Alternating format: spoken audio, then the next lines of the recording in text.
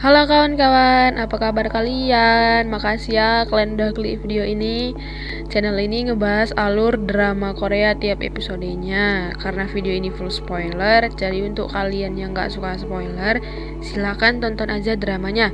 Tapi untuk kalian yang gak suka ngabisin waktu, channel ini sangat cocok untuk kalian. Kali ini kita akan ngebahas drama Korea berjudul Goblin episode 11. Tanpa basa-basi, yuk langsung masuk aja. Sebelumnya, Malaikat Maut menceritakan masa lalu Sanhee yang adalah adik dari si Goblin. Lalu, si Goblin pun mendatangi Sanhee dan memeluknya sambil menyebut nama Sanhee. Lalu mengatakan kalau dia adalah kakaknya di kehidupan sebelumnya. Malaikat Maut yang juga ada di situ menarik si Goblin. Goblin mengatakan siapa Sanhee di kehidupan sebelumnya. Tapi Sanhee tetap gak percaya. Lalu tiap hari si Goblin mendatangi Sanhee dengan memberikan barang-barang kesukaan si Kim Son. Entah yang ngelihat hal itu pun kesal dan mendatangi Doghwa dan minta tolong agar menasehati si Goblin supaya gak datang lagi ke tempat kerja Sanhee. Tapi Doghwa bilang kalau itu karena Sanhee adalah adiknya di kehidupan sebelumnya.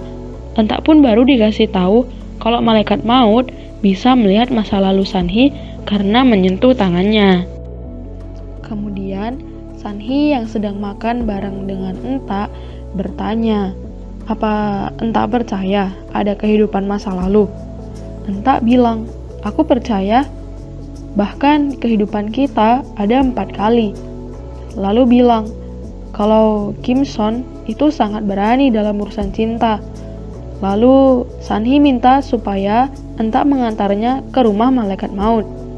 Goblin pun memberikan lukisan ratu kepada Sanhee. Sanhee bilang ratu itu terlihat muda dan cantik. Lalu bertanya, apakah kehidupannya menyedihkan?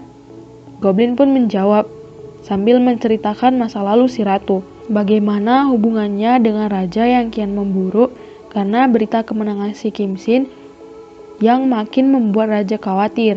Ditambah lagi hasutan si pelayan raja. Raja muda pun memberi pilihan pada ratu mau hidup sebagai permaisuri atau mati sebagai adik pengkhianat. Goblin mengatakan kalau ratu hidup dengan senang meski mati dengan keadaan begitu. Tiba-tiba si Sanhee merasa sakit di dadanya dan penasaran dengan rupa si raja. Lalu Sanhee pun pulang dan berpapasan dengan Malaikat Maut di luar. Goblin dan Malaikat Maut pun saling curhat.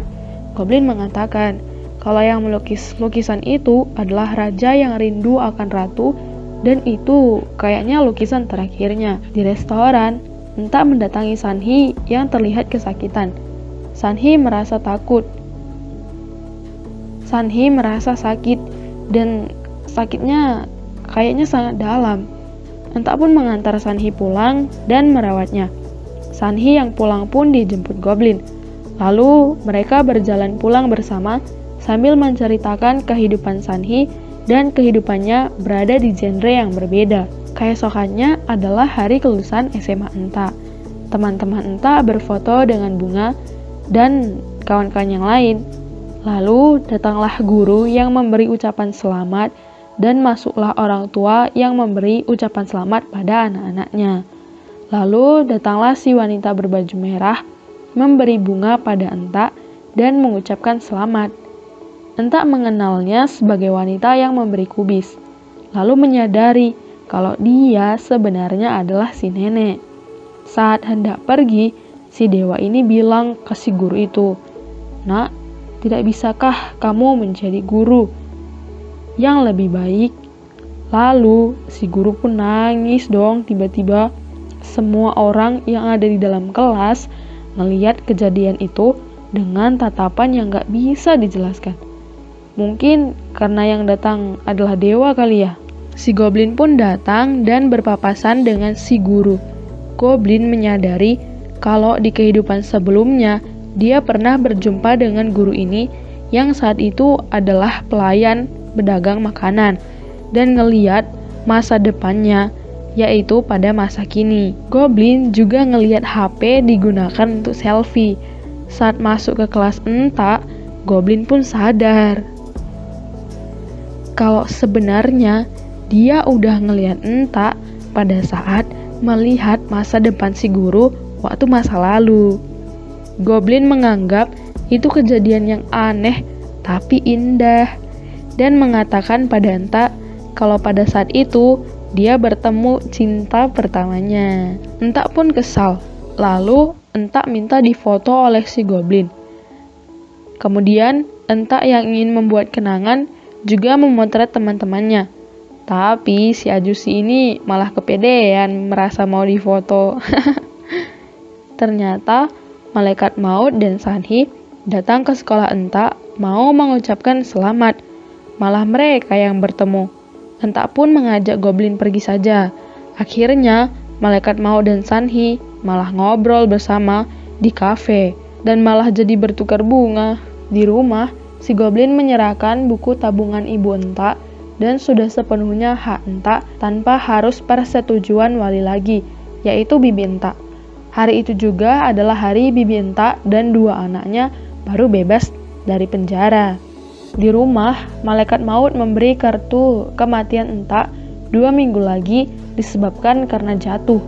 Goblin pun mengingat peringatan si Dewa Cantik, lalu memberi kartu nama itu pada Entak dan mengatakan sejujurnya pada Entak semua hal yang dikatakan dewa itu, dengan bukti kartu nama kematian itu. Kecelakaan akan terus datang kalau Entak gak mencabut pedang itu.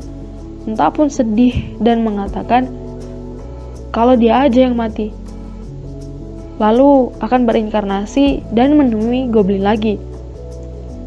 Kemudian memberi saran lagi, kayak mana kalau mati bersama aja?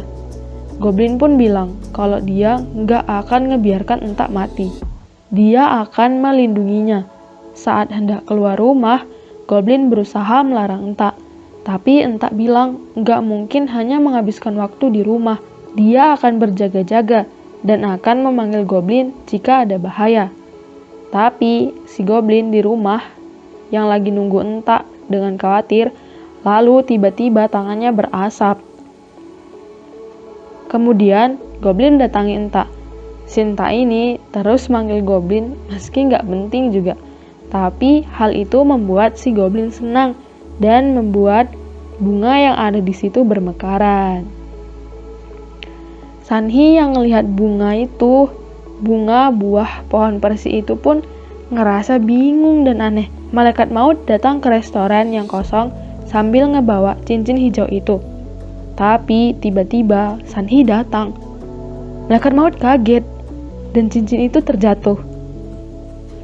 Malaikat maut pun pakai topinya supaya nggak kelihatan sama si Sanhi.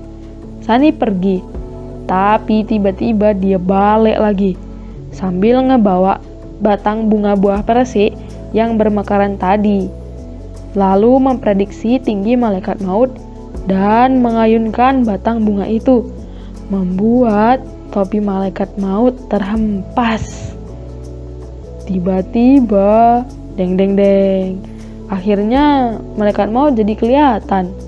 Sanhi pun kaget, bercampur sedih, dan ngerasa semua ini nggak masuk akal. Terus Sanhi nanya, malu apa sebenarnya kamu? Malaikat maut pun menjawab Sanhi, mungkin terdengar aneh, tapi aku malaikat maut. Dengan sedih, malaikat maut bertanya, haruskah kita putus? Pulang kuliah, Entak ngasih kabar ke Goblin dengan pesan teks. Lalu teman-teman hantunya datang dan minta tolong supaya balas dendam ke suaminya. Entak pun diajak naik gedung oleh si pria, dan Entak menyampaikan pesan si hantu perempuan ini.